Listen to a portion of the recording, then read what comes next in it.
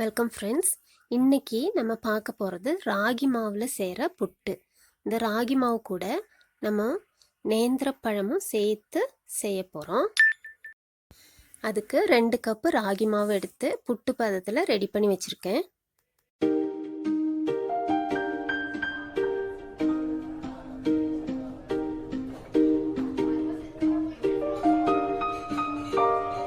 இது கூட 2 நேந்திரப்பழம் எடுத்து சின்ன சின்ன பீஸாக கட் பண்ணி எடுத்து வச்சுருக்கேன்.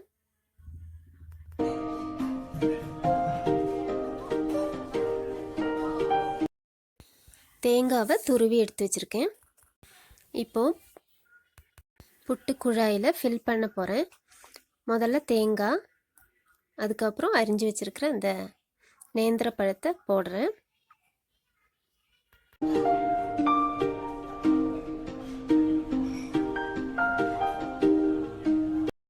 இப்போ ரெடி பண்ணி வச்சிருக்கிற ராகி பொடியை அதில் போடுறேன்.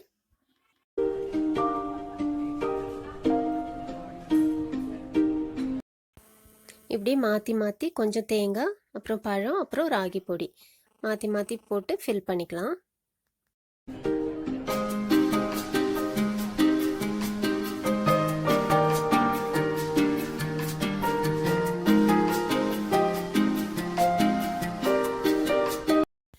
ஃபுல்லாக ஃபில் ஆனதும் இதை ஒரு 5 நிமிஷம் வேக வச்சிடலாம்.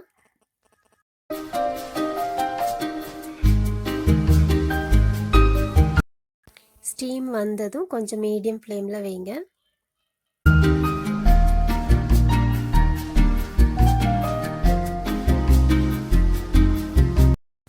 அஞ்சு நிமிஷம் ஆயிடுச்சு. இப்போ நம்ம எடுத்துடலாம்.